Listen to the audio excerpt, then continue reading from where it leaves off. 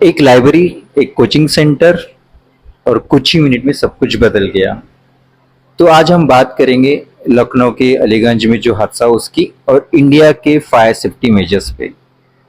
तो आप सबको पता ही होगा कि लखनऊ अलीगंज कोचिंग सेंटर में किस तरह से 15 बच्चों की जो जान गई है, या धुएं से कहे या आग से कहिए या जिस तरह से लापरवाही भी कही है इससे, तो एक सिस्टम की वजह से ये गई हुई। अगर 2016 में उन सभी जो ऑडिट्स में आई थी, जो बिल्डिंग उसको एक गिराने का आदेश दिया था या जो भी उसको बंद करने का आदेश दिया था, अगर उस टाइम मान गया होता या वो मान लिया होता, तो अगर सिस्टम ने लापरवाही नहीं की होती तो शायद आज हम ये हादसा नहीं देख सकते थे, या ये हादसा टला जा सकता था, या बहुत सारी जानें बचा सकती थी, या बहुत सारी जानें आज हम जो गवा चुके, जिसके लिए हम आज भी प्रार्थना करते हैं कि भगवान से कि उन्हें शांति मिले और उनके परिवार को इतनी हिम्मत दे कि वो इससे उभर सके। और हमारी भी संवेदनाएं, हमारी भी जो प्रार्थना है उनके साथ है। तो आप सबने देखा होगा कि किस तरह से इसमें लापरवाही हुई और ये हादसा हुआ है। तो हादसे का रीजन जो भी कुछ हो, कि वहाँ पे ऑडिट जो हुआ था उसके बारे में जो बताया गया था कि कैसे हुआ है, अभी भी उस पर इंक्वायरीज बैठी हुई है। इंक्वायरी जो भी उस पर जो मतलब कि तहकीश है या फिर जो उस पर रिसर्च है, इंफॉर्मेशन वो बताई जा रही है, किस तरह से हादसा हुआ, सब कुछ आपको देखा होगा। तो आप देख सकते हैं कि अगर ये इंसिडेंट हुआ है तो क्यों हुआ है, किस रीजन से हुआ है। इंडिया में पहला तो इंसिडेंट नहीं था, क्या इसके पहले भी इंसिडेंट हुए, तो उसमें क्या मेजर्स और क्या सेफ्टी मेजर्स इसमें हमने देखे गए। बट ये लखनऊ का हादसा हमें ये सिखाता है कि इसमें पूरी तरह से सिस्टम की लापरवाही थी। अगर सिस्टम ने एक सही से अगर अपना काम किया होता तो हम इससे बचा सकते थे, हम इस पर टाल सकते थे और इसको हम बहुत सारे चीजों से देख भी सकते हैं। तो सबसे पहले तो जो बात हुई वो बहुत गलत हुई है, जिनकी तरफ से भी हुई, सरकार की तरफ से हुई है, प्रशासन की तरफ से, वहाँ के म्युनिसिपल की तरफ से हुई है, या जो भी होगा इसमें इन्वॉल्व हो, सभी तरह इंक्लूडिंग हम नागरिक भी। अगर अगर हमारा भी ये काम है कि ये सब बातें पे ध्यान देना हमारा भी काम है, अगर हम भी एक रिस्पॉन्सिबल सिटीजन है, तो हमें बिल्कुल हमारी जानकारी को पता होना चाहिए कि कहाँ ये सेफ्टी मेजर्स फॉलो होते हैं, कैसे होते हैं, जो कुछ है। अगर लखनऊ की बात कहे तो आज हम बात करेंगे कि अलीगंज लाइब्रेरी में जो हादसा हुआ किस तरह से क्या हुआ। देखा जाए तो अलीगंज को जो हादसा 22 जून को हुआ है, जहाँ पे एक लाइब्रेरी थी और नीचे कुछ शॉप्स थे, कोचिंग सेंटर थी, जहाँ पे बच्चे मतलब कि स्टूडेंट जो थे वो सब पढ़ाई कर रहे थे, अपनी सपने की तैयारी कर रहे थे। उनके बच्चों को जो मतलब कि पेरेंट्स जो होते हैं वो अपने बच्चों को भेजते एक सही सलामत है कि इस्तीजाब। बट इसमें कोचिंग सेंटर्स के या लाइब्रेरी की या जो भी वो जो बिल्डिंग है रेस्टोरेंट, उनकी किस किस की गलती है ये हमें पता ही है, और इसमें इन्वॉल्वमेंट किस किस का ये भी आप सबको पता है। बट हमें इससे क्या मतलब कि पता चलता है, सबसे पहले ये पता चलता है कि सिस्टम की तो लापरवाही है ही है। दूसरी बात ये है कि सिस्टम किस तरह से काम करता है ये भी पता चलता है। शायद इससे पहले भी हमें पता ही है, ऐसी बात तो नहीं है कि नहीं पता है, बट सच में ये बहुत बुरी बात है और एक लापरवाही का हमें उदाहरण भी कह सकते हैं हमें। अगर मैं आप सबको कहूँ कि ये जब हादसा हुआ, इंसिडेंट हुआ, वहाँ पे लोग मौजूद थे, लोगों ने भी बहुत मतलब कि अपनी तरफ से पूरी कोशिश की, जो जो हो सका उस सब ने कोशिश की। उन सब के लिए हम मतलब कि हमें ये मतलब कि उनका शुक्रिया अदा करना चाहिए कि उन्होंने अपनी जी जान लगा के पूरी हिम्मत दिखा के वहाँ पे जो किया वो सराहनीय था।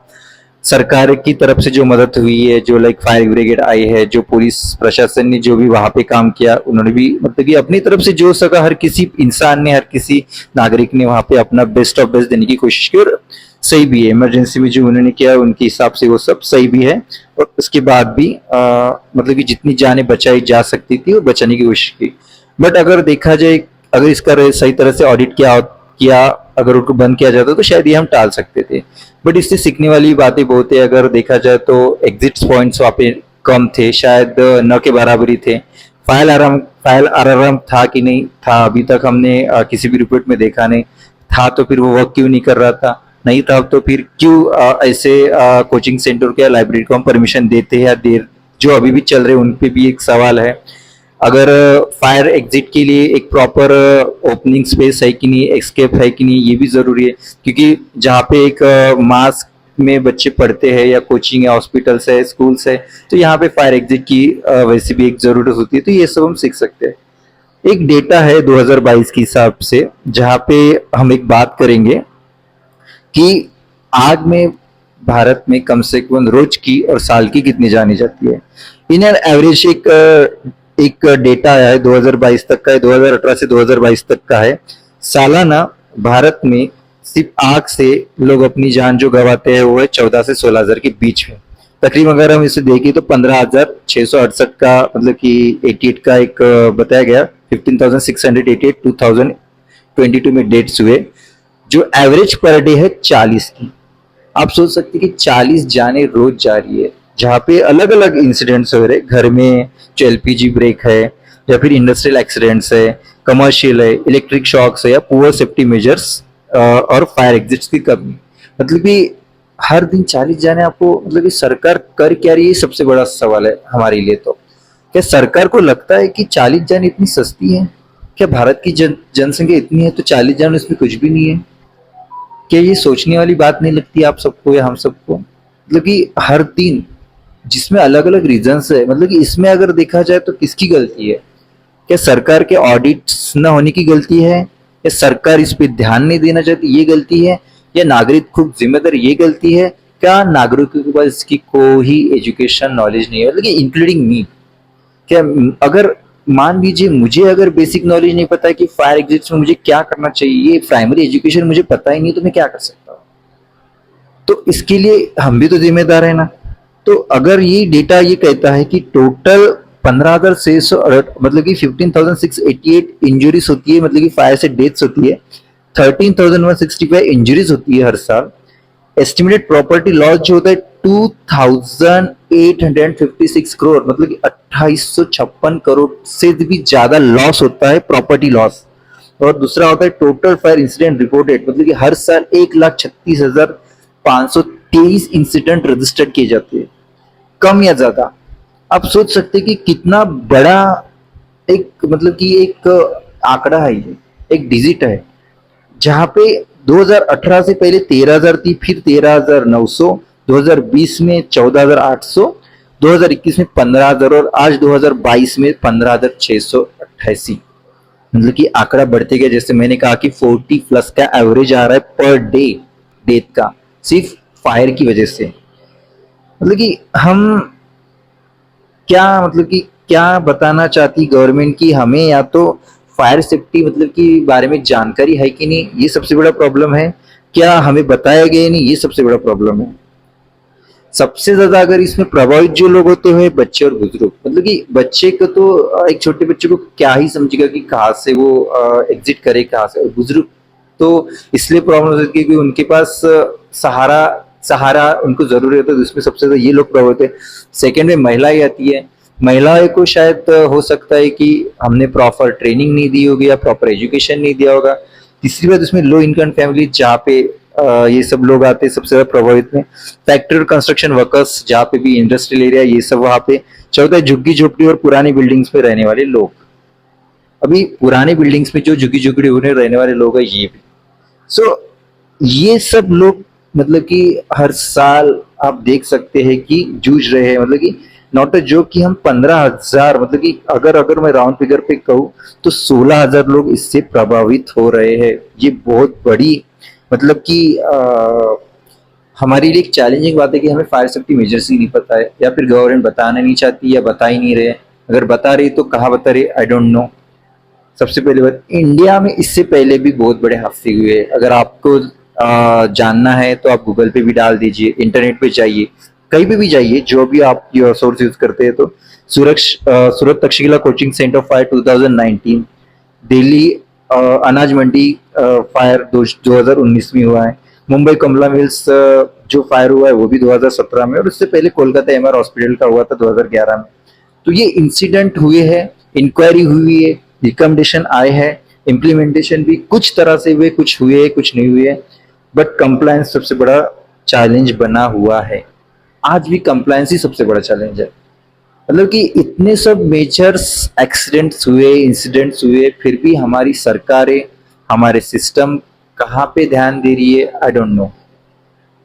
क्यों, मतलब कि हमें ये लगना चाहिए, ये पता होना चाहिए कि यार अगर हम ऑडिट कर रहे हैं तो किस तरह से कर रहे हैं।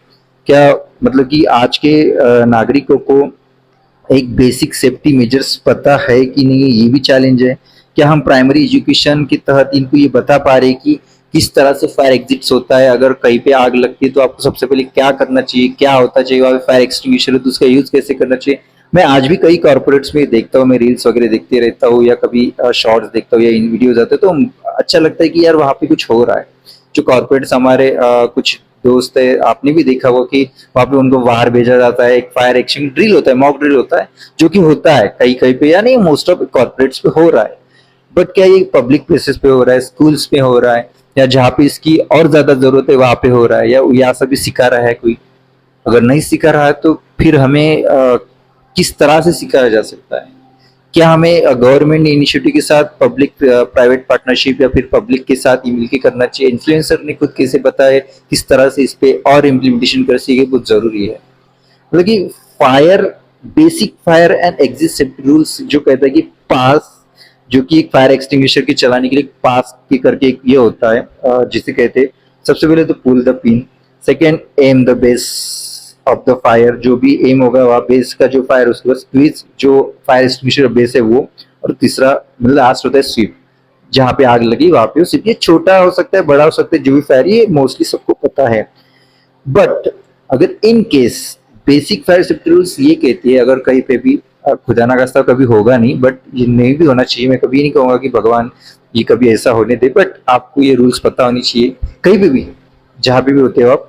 सबसे पहले keep calm and do not panic. सबसे पहले तो देख लीजिए कि आपको एक शांत तरह से, एक मतलब कि हड़बड़ी नहीं होनी चाहिए, घबराहट नहीं होनी चाहिए। सबसे पहले शांत रहिए। जहां से फायर हजार्ड हुआ है वहां से पहले तो जगह आइडेंटिफाई कर दीजिए। थर्ड है ऑप्शन की, आप लिफ्ट्स अगर है कहीं भी कमर्शियल रेसिडेंशियल या अपार्ट्स में रह रहे हैं, स्कूल में रहे जहाँ पे लिफ्ट्स अवेलेबल है, तो वो ना यूज करे, ज्यादा अच्छा है। यूज फायर एक्सटिंगर, आपके पास दिख रहा है कि फायर एक्सटिंग्विशर है तो उसका इस्तेमाल जरूर करें। और do not block the fire equipment. उस फायर इक्विपमेंट को, किसी भी हॉर्स को या किसी भी एक्सटिंग्विशर को वहां पे आप ब्लॉक ना करें। और सबसे जरूरी बात कि यहाँ पे स्मोकिंग नहीं करनी, अगर कोई कर रहा है तो उसको तुरंत रोकने के लिए कहें। ये बेसिक फायर सेफ्टी रूल है। शांत रहे, फायर एक्सटिंग्विशर आइडेंटिफाई करे, do not use lift, lift use नहीं करना है, एक्सटिंग्विशर का प्रॉपर यूज करें। Block, do not block the fire equipment, कोई भी फायर इक्विपमेंट ब्लॉक ना करें। Keep the fire extinguisher houses alarm and exit clear at all time. मतलब यही होता है कि अलार्म जो होता है जहां से ये सब हाउसेस होती है, ये सब मतलब कि अच्छी कंडीशन में उसको ब्लॉक ना करें। और स्मोकिंग तो नहीं करनी चाहिए। दूसरी बात, ये अभी हम आए बेसिक एग्जिट सेफ्टी रूल्स, सबसे जरूरी है। मतलब कि हमें एग्जिट कहाँ से कर सकते हैं, आपको सबसे पहले देखना चाहिए कि आप जहाँ पे कहाँ पे एग्जिट्स है। नो योर एग्जिट्स पहले देख लीजिए। Familiarise yourself with all nearest exits and escape routes. जैसे मैंने कहा कि आप खिड़की है, दरवाजा है, दो दरवाजे, तीन दरवाजे, जो भी है, बालकनी है, जो भी, वहां से पहले तो एग्जिट्स ढूंढ लीजिए और वहां से निकलने की कोशिश कीजिए। Follow exit sign. अगर आप किसी इसी बिल्डिंग में जहाँ पे सब सिंबल्स रहे या साइंस है या वहां पे चिन्ह से दिखाई गया कि यहाँ से आप एग्जिट कर सकते हैं आग लगी, तो वो पहले तो फॉलो कीजिए। उसके बाद कीप एग्जिट क्लियर। अगर किसी भी बिल्डिंग में एग्जिट्स क्लियर बनाएंगे तो कोई भी मतलब कि वहां पे जो फंसा हुआ रेसिडेंट है, जो भी सिटीजन है या फिर जो भी नागरिक है, उसको सही तरह से पता चल जाए कि यहाँ से एग्जिट से, और क्लियर रखिए। Use staircases. मैंने जैसे कहा कि कभी भी लिफ्ट्स मत यूज कीजिए, जितना हो सके सीढ़ियों से जाने की कोशिश कीजिए मैक्सिमम टाइम, अगर आपको पॉसिबल है तो। और असिस्ट अदर, अगर आपके साथ कोई और भी है तो उनको भी फॉलो करने के लिए कहिए। और असेंबली पॉइंट, जहाँ पे भी आपको पता है कि बड़ा अगर कोई एरिया है तो वहां पे असेंबल हो जाइए एक पॉइंट वहां पे, तो आप सबको आसानी होगी। अगर आप ग्राउंड में है, पॉसिबल है तो वहां पे जाइए। अगर कोई बड़ा हॉल है तो वहां पे, जो भी अकॉर्डिंग जिस जगह फंसे उसके बाद अकॉर्डिंग ये कर सकते हैं। अगर आपके पास कोई भी आजू बाजू में कोई फायर अलार्म है तो इमीडिएटली वो मतलब कि दबा दीजिए। इन्फॉर्म करने के लिए नियर बाय कोई आपके पास माइक हो सकता है, जो भी होगा तो इन्फॉर्म कीजिए। मोबाइल से हो सकता है, फोन से हो सकता है, या जो भी आपके पास अवेलेबल डिवाइसेस है, अवेलेबल इंस्ट्रूमेंट्स है, टूल्स है, तो यूज कीजिए। इवैक्यूएट यूजिंग नियरेस्ट एग्जिट, जैसे कि कहा कि जहाँ पे भी नियरेस्ट एग्जिट है वो यूज कीजिए। Do not stop to collect personal belonging. अगर इस केस में होता है ना कि यार मेरा सामान भूल गया, अभी हम सबको जान की पड़ी है, तो यार पर्सनल बिलोंगिंग्स तो हमें छोड़ देने चाहिए कि वो क्या है, फिलहाल तो जान पे आ पड़ी है अपने, तो जान ज्यादा जरूरी है। Move to the assembly point, जैसे कि मैंने कहा कि ये सब होता है तो उस केस में क्या करना है, do not reenter the building until allowed by authority. जब तक कोई अथॉरिटीज परमिशन नहीं देती है तब तक हमें उस एरिया में फिर से नहीं जाना चाहिए। तो ये क्या करना चाहिए उस केस में, जैसे कि ये सब होना चाहिए, बेसिक एग्जिट रूल हमें हर किसी को आना चाहिए, इंक्लूडिंग मी या मैं, मतलब कि जहाँ पे भी हम रह रहे ये सब हमें बातें जरूरी है कि बेसिक एग्जिट रूल्स हमें पता होना चाहिए। अगर हम स्कूल्स में हैं तो सबसे पहले तो स्कूल्स में जरूर है कि सिखाना चाहिए कि ये हमारे सिलेबस का भी पार्ट होना बहुत इंपॉर्टेंट है। अगर हम स्कूल में देखेंगे तो बताते हैं कि नहीं बताते, आई डोंट नो। फिलहाल जब मैं था तो हमें तो उतना नहीं बताया गया था, बट अगर आज बता रहे तो अच्छी बात है, नहीं बता रहे तो गवर्नमेंट को इनिशिएटिव लेना चाहिए कि स्कूल में फायर एग्जिट, फायर सेफ्टी के रूल्स क्या है ये सब बताना चाहिए। और हर तरह के रूल्स, जहाँ पे भी अगर आप आपदा में फंसे हो, कोई भी आपदा हो, ऐसा नहीं किसी फायर में हो, पूर में अगर महापुर में फंसे हो, कोई फ्लड्स आया हो, सुनामी आया हो, कुछ भी आया हो, या बेसिक बारिश बहुत ज्यादा हो रही हो, इलेक्ट्रिसिटी गई हो, या कभी कहाँ पे ज्यादा तेज हवा चली, उस केस में क्या करना चाहिए, जो भी है। तो ये बेसिक चीजें जो कि गवर्नमेंट ने, सरकार ने और खुद नागरिक को भी ये पता होना चाहिए कि हमें क्या करना चाहिए। स्कूल सेफ्टी रूल्स ये कहता है कि अगर कोई भी स्कूल बना रहे तो सेफ्टी रूल्स ये कहता है कि फॉलो स्कूल रूल्स, सबसे पहले तो follow all safety rules and instruction given by teachers. जो भी टीचर्स इंस्ट्रक्शन दे रहे हैं, मतलब कि अगर ये केस होता है तो इस केस में वो फॉलो कीजिए। Do not play with fire, आग से कभी मत खेलिए, ये तो सबको पता ही है। कीप एग्जिट्स क्लियर, जो भी एग्जिट्स है, जहां पे भी एग्जिट्स है वो सब क्लियर होनी चाहिए। रिपोर्ट इमीडिएटली, अगर ऐसा कुछ हादसा होता है तो सबसे पहले तो हमें रिपोर्ट करना चाहिए। डू नॉट यूज लिफ्ट्स, मैं हर बार ही कह रहा हूँ, जो भी है तो यूज लिफ्ट्स यूज मत कीजिए। Stay calm and help others, possible है तो जितनी हो सके, अगर आप खुद अकेले हो तो अकेले है तो अकेले ही निकलिए, अगर अकेले आपके साथ कोई हो तो उनकी भी मदद जरूर कीजिए। Keep your school clean, keep your classroom surrounding clean and free from waste, अगर ये सब चीजें बहुत जरूरी है। अगर आपके पास कूड़ा कुचरा या जो जरूरी चीजें नहीं है उतनी रखिए, बाकी की चीजें अगर हो सके तो उसके डिस्ट्रॉय कीजिए, या फिर वो जो भी रिसाइकल बिन होता है उस पर डाल दीजिए। उसके बाद जो हमारा जो मेन होता है कि know your fire safety equipment, fire extinguisher, fire alarm, fire hose reel, exit sign, emergency light, ये मतलब कि हमारे पास होना जरूरी है। इन केस ऑफ फायर अगर स्कूल में होता है तो what to do, hear the alarm, alarm सुनिए। लीव द रूम, जितनी जल्दी हो सके उतनी जल्दी रूम छोड़ दीजिए। यूज द स्टेयर्स, जैसे कि मैंने कहा कि लिफ्ट का इस्तेमाल मत कीजिए, हमेशा सीढ़ियों का इस्तेमाल कीजिए। Go to the assembly point, जहां पे आपके टीचर्स ने बोला है उस पॉइंट पे एक साथ आइए और वहां पे वेट कीजिए, जो कि आग से दूर हो, ना कि या जो भी इंसिडेंट हो उसके दूर हो। टूज, लिसन टू द टीचर्स, मैंने कहा कि participate all fire drills, school में अगर फायर ड्रिल्स हो रही है तो उसमें सब में पार्टिसिपेट किए, क्योंकि आपको ये बताएगा कि कैसे जान बचाई जा सकती है और कैसे इस तरह अपनी और खुद की भी और दूसरों की भी जान बचाई जा सकती है।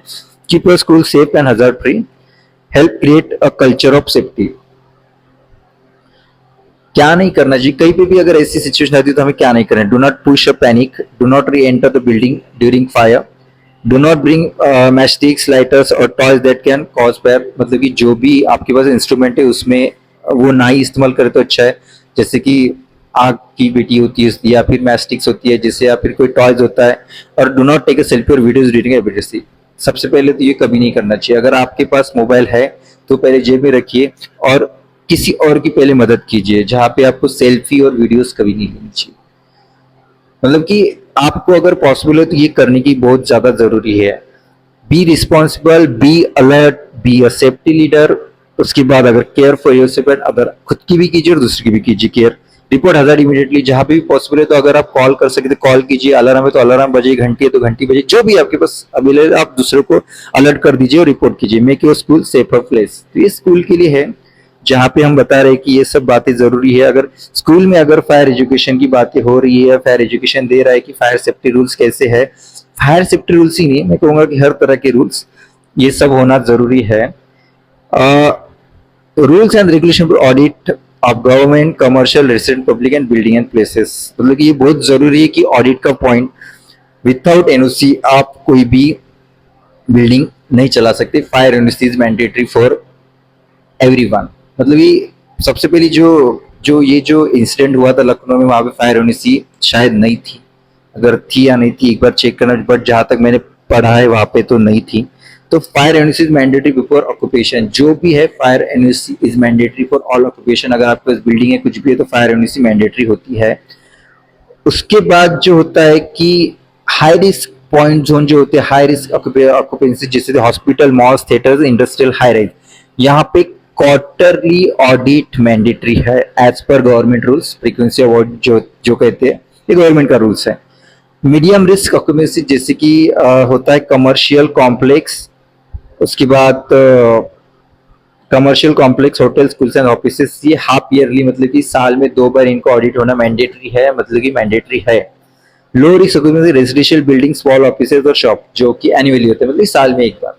तो आप देख सकते हैं कि हर जगह ऐसी जगह, ऐसी भीड़ भाड़ जगह पे कितनी बार ऑडिट हो रहा है, या ऑडिट हो रहा है तो कैसे हो रहा है, ये भी मैटर करता है। सिर्फ ऑडिट होना नाम के लिए तो जरूरी नहीं ना कि मैंने ऑडिट करवा लिया, एनओसी रिपोर्ट ला ली, बस हो गया मेरा काम। क्या वो सही तरीके से हो रहा है? क्या सही तरीके से हो रहा है तो फिर किस तरह से हो रहा है? क्या उस पर प्रॉपर इन्वेस्टिगेट हो रही है, प्रॉपर रूल्स एंड रेगुलेशन या जो स्टेप्स है वो फॉलो कर रहे हैं? ऑडिट प्रोसेस जो कहते हैं pre audit planning, on site inspection, testing of fire system, evacuation reporting and follow-ups and compliances. मतलब कि जहां वहां पे जितने भी फायर इक्विपमेंट्स है वो सब वर्क कर रहे कि नहीं कर रहे, ये भी मैटर करता है। तो ये सब हमें देखना चाहिए, ये सब हमें ऑडिट में देख के समझना चाहिए कि यार ये सब बातें हम फॉलो कर रहे कि नहीं कर रहे। अगर ये बातें अगर हर जगह फॉलो होती तो शायद कम जगह, मतलब कि जो मैंने कहा ना 16,000 के करीब हम जो डेट्स मतलब कि हो रही साल की, ये नहीं होती थी। एप्लीकेबल लॉज एंड कोड जो कि एनबीसी 2016 के तहत कहते हैं कि the fire prevention and life safety measures act 2005 है, मतलब कि एक्ट है जहाँ पे ये सब बताया गया कि बिल्डिंग इसी तरह से बननी चाहिए, फायर एक्सटिंग्विशर होना चाहिए, फायर होजेस होनी चाहिए, एग्जिट्स होनी चाहिए, मतलब कि स्टेयर केसेस भी होनी चाहिए, ज्यादा से ज्यादा एस्केप हो वहां पे सब सिंबल साइंस ये सब होनी चाहिए।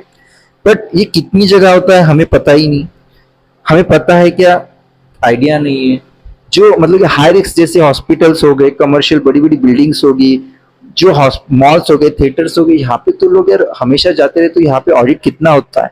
अगर हो रहा है तो कितनी सही तरह से, ये बहुत मतलब कि इंपॉर्टेंट चीजें हैं कि हमें ये सब करना चाहिए। गवर्नमेंट इस पे क्या करती है आई डोंट नो, फिर भी ये इंसिडेंट हो रहे। कुछ जगह हो रहे होंगे, मैं कभी नहीं कहूंगा कि गवर्नमेंट हर जगह अपना काम नहीं कर रही, अथॉरिटीज अपना काम नहीं कर रही, बिल्कुल कर रही है। अगर कर रही है तो कैसे कर रही है, ये इंपॉर्टेंट है। अगर ये सब इंसिडेंट होते तो कौन रिस्पॉन्सिबल है इंडिया में? जहाँ पे अलग अलग है, स्टेट की अलग है, नेशनल लेवल की अलग है और लोकल लेवल की अलग है। अगर मैं नेशनल लेवल की कहूंगा तो यहाँ पे इंक्लूड होती है मिनिस्ट्री ऑफ होम अफेयर्स भी होती है, मतलब कि होम अफेयर एमएचए होती है, BIS bureau of Indian standards, NBC national building code, उसके बाद है national fire service college, national disaster management, ये की नेशनल लेवल की है। उसके बाद स्टेट लेवल की भी अलग है, state fire services, state disaster management, police department, urban level bodies, labour and industry department. उसके बाद लोकल लेवल की जो होती है फायर स्टेशन, म्युनिसिपल कॉर्पोरेशन या फिर नगर पालिका हो सकती है, डेवलपमेंट अथॉरिटीज हो सकती है, पंचायत रूल या इंडस्ट्रियल ऑर्गेनाइजेशन, मतलब कि ये सब लोकल बॉडीज की है। तो हमें ये सब देखना चाहिए कि ये अथॉरिटीज अपना काम तो कर रही है, नो डाउट।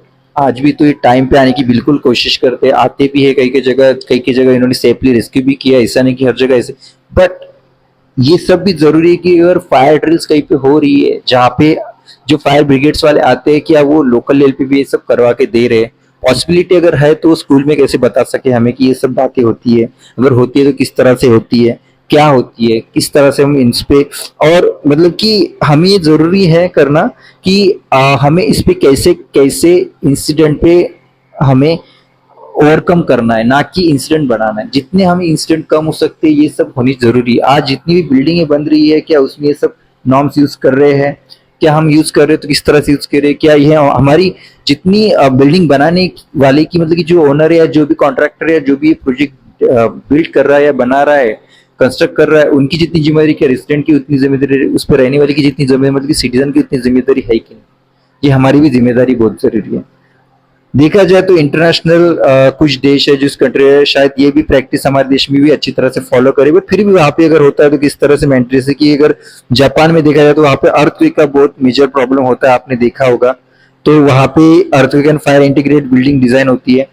हमारे पास तो अर्थक्वेक का तो बहुत कम चांसेस रहता है, बट फायर का तो हमेशा रहता है। तो उसके बाद community volunteer fire response teams होती है, मतलब कि हमें वहाँ पे शायद हर जगह पे ट्रेनिंग होता है, इस वजह से वहाँ पे वॉलंटियर हमेशा रहते हैं। Strict building material and electric safety, ये हमारे पे भी यहाँ पे यूज होता है, हर जगह भी हो सकता है। Regular drills and public education, ये इंपॉर्टेंट है। रेगुलर ड्रिल्स क्वार्टरली हो सकती है, मंथली हो सकती है, जो भी हाफ ईयरली या जो भी पॉसिबल है, हमें वो क्वार्टरली जरूरी है। सिंगापुर में strict building code enforcement advance sprinkle system, ये हमारे भी यहाँ पे यूज होता है। Digital fire safety compliance and inspection, ये भी होता है mostly. Smart city emergency city, जो कि हमारे यहाँ पे डेवलप हो रहा है या हो भी रहा होगा। यूएसए में जैसे कि एडवांस स्मोक डिटेक्शन, हमारे यहाँ पे स्प्रिंकलर कवरेज, ये भी है। Fire safety education from primary school, ये शायद हमारे यहाँ पे बहुत बड़ा पॉइंट हो सकता है कि फायर सेफ्टी एजुकेशन हमारे यहाँ पे प्राइमरी एजुकेशन नहीं है, ये प्राइमरी स्कूल से हमें पढ़ाई नहीं जा रहा है। Fire assessment mandatory for all buildings, ये थोड़ा हो कि नहीं हो रहा है, हमें सोचना पड़ेगा, गवर्नमेंट से पूछना पड़ेगा। स्ट्रॉन्ग एनएफपीए स्टैंडर्ड्स, जो भी नेशनल फायर के स्टैंडर्ड्स है वो उनको फॉलो करने पड़ते हैं। आप देख सकते हैं यूके में भी जैसी है कि कॉम्प्रिहेंसिव फायर रिस्क असेसमेंट होता है। मैंडेटरी इवैक्यूएशन प्लानिंग, ये भी होता है, मतलब यहाँ पे इवैक्यूएशन के लिए मैंडेटरी प्लानिंग करना ही पड़ता है। रेगुलर इंस्पेक्शन सर्टिफिकेशन, तभी जहाँ पे आपको इंस्पेक्शन के बाद ही। पब्लिक अवेयरनेस कैंपेन, इंडिया में पब्लिक अवेयरनेस कैंपेन बहुत कम है या न के बराबर भी हो सकता है। जर्मनी में भी high quality fire fighting equipments, ठीक है। ट्रेन प्रोफेशनल फायर भी ठीक है। बिल्डिंग इंफॉर्मेशन मॉडलिंग, एनर्जी, तो ठीक है, ये सब तो हो रहा है, बट हमें क्या कर रहा है, what India can implement. Strict enforcement of NBC 2016 and state farms norms, fire norms बहुत जरूरी है। Mandatory fire audits for all buildings, use of modern fire protection system, ये भी। Integration of AI IoT and smart, अगर कोई आज के दौर में बिल्डिंग्स बन रही है तो ये सब हम एआई आईओटी यूज कर सकते हैं। Fire drills in schools, colleges and work, regularly अगर हम ये सब वर्क प्लेसेस पे तो हो रहे मैक्सिमम, स्कूल्स पे एंड कॉलेजेस पे हो रहे कि नहीं हो रहे, एक थोड़ा हमें कंसर्न है। अगर हम करवा रहे हैं तो अच्छी बात है, नहीं करवा रहे तो हमें स्टार्ट करना चाहिए। Public private partnership for fire safety, ये जरूरी है, पब्लिक और प्राइवेट कंपनीज की जो पार्टनरशिप है या फिर जो इस तरह से। Nation wide fire safety awareness campaign, हो सके तो गवर्नमेंट को इस पे टीवी पे ऐड देने चाहिए, मतलब कि जो सोशल मीडिया पे इस पे लिए भी देना चाहिए। और जो हमारी जाने जा रही है अभी 16,000 करीब है, उससे ज्यादा भी 2022 की रिपोर्ट से तो ये है, तो ये सब बचाया जा सकता है। अगर ये सब हो रहा है तो अच्छी बात है, अगर नहीं हो रहा है तो बहुत जरूरी है कि हमें इस पे कुछ सीखना चाहिए। जो भी एडवांस टेक्नोलॉजी भारत को हो सके तो यूज करनी चाहिए। और बहुत जरूरी है कि हमें पता होनी चाहिए कि प्राइमरी ड्रिल्स, मतलब कि रेगुलरली हमारे पास वर्क प्लेस, स्कूल और कॉलेजेस पे और पब्लिक कैंपेन बहुत जरूरी है। इसके लिए अगर गवर्नमेंट ये सब करती है तो हम जो आज से अभी देख रहे हैं वो कम हो सकते हैं। पॉसिबिलिटी है कि उस पे और चांसेस है कि वो कम आ जाए। तो इसमें जिम्मेदारी सिर्फ गवर्नमेंट की तो नहीं है, हमारी भी है, हम सब नागरिकों की भी है। बट जो हादसे आज के केस में हो रही है, जैसे मैंने कहा 40+ death per day, it's not a joke. जिस कारण से हो रहा है, सिर्फ आग लगने से 40 डेथ हो रही है, तो समझिए कि क्या क्या हो रहा है। सरकारों को ये लग ही रहा है कि यार, मतलब कि पॉपुलेशन इतनी है तो कुछ भी हो सकता है। अगर नहीं लग रहा है तो इस पे क्या काम हो रहा है, आई डोंट नो। अगर बेसिक एजुकेशन के साथ अगर हमें ये सब बातें बताई जाए कि अगर फ्लड्स आती है, फायर होता है, कहीं पे आग लग रही है, कुछ भी लग रही है, कुछ भी ऐसी इमरजेंसी हो रही है, तो हमें क्या करना चाहिए, अगर हमारी सिलेबस का एक एजुकेशन का पार्ट होगा तो ये बहुत अच्छी बात है। सो ट्राई करते हैं कि इस पे जो हुआ है वो बहुत बेहद दुखद हुआ है। इसके बारे में हमें जो इंक्वायरी बिठाते हैं गवर्नमेंट, वो सब करवाती है, बट इस पे इम्प्लीमेंटेशन कितना होता है हमें पता नहीं। और कॉम्प्लायंसेस इसमें आज भी बहुत लूज है। अगर अथॉरिटीज अपना काम सही से करे, ईमानदारी से करे, तो ये प्रॉब्लम शायद बहुत कम हो जाएगी और शायद न भी हो जाए। तो मैं आशा करता हूँ कि ये वीडियो आपको अच्छी लगी होगी। ट्राई करता हूँ कि ये जो टॉपिक है, आज हम खुद भी कुछ नया सीखेंगे हर इस इंसिडेंट से जो अभी तक हुए, और आगे भविष्य में इंसिडेंट ना हो, या अगर होते हैं ना ही हो तो अच्छा है। बट जो भी हो, अगर ऐसा कुछ होता है तो हमें अपनी खुद की भी जिम्मेदारी लेनी है और साथ में हमारे साथ जो लोग हैं उनकी भी लेनी चाहिए। इससे पहले भी जितने भी मतलब कि जो फायर ब्रिगेड की टीम है, पुलिस से, या जो भी इसमें डिपार्टमेंट इन्वॉल्वमेंट, अगर वो हमें जानकारी वो दे भी रहे, ऐसा नहीं है कि वो कैंपेन नहीं करे, बट अगर लार्ज स्केल पे करे तो बहुत अच्छा होगा कि हमें भी अवेयरनेस बता सके, हम भी उनको अवेयरनेस कर सके, वो भी हमें अवेयरनेस कर सके, और हम भी अपनी जो जानकारी लोगों तक पहुंचा सके। Let's learn from incidents, follow safety rules and work together for safer India and better India. अगर आपको ये वीडियो अच्छी लगी तो प्लीज इस पे लाइक कीजिए, शेयर कीजिए, और लोगों को बताइए कि किस तरह से हमें फायर सेफ्टी रूल्स को फॉलो करने चाहिए, क्या मेजर्स होते हैं, क्या सेफ्टी रूल्स होते हैं, और उसको फॉलो करके क्या क्या हो सकता है। अगर आपको पता है तो आप लोगों के साथ शेयर कीजिए, अगर आपको नहीं पता है तो सीखने की कोशिश कीजिए। नियरेस्ट कोई भी सेंटर जाइए फायर ब्रिगेड के, या फिर ऑनलाइन देखने की कोशिश कीजिए, गवर्नमेंट साइट्स पे भी मोस्टली अवेलेबल रहता है, तो कोई भी वीडियो भी आपको पता चल जाएगा। ट्राई कीजिए कि खुद को एक एजुकेट कर सके और दूसरों को भी एजुकेट कर सके, ताकि ये इंसिडेंट हो रहे तो हम इसे रोक सके, और अपनी भी जान बचे, साथ में लोगों की भी जान बचा सके। अगर आप पॉसिबिलिटी कीजिए और एक बेहतर भारत बनाने की कोशिश कीजिए। हम भी ये प्रयास करते हैं, मैं भी ये प्रयास करता हूँ, हर नागरिक को ये। जय हिंद, जय भारत।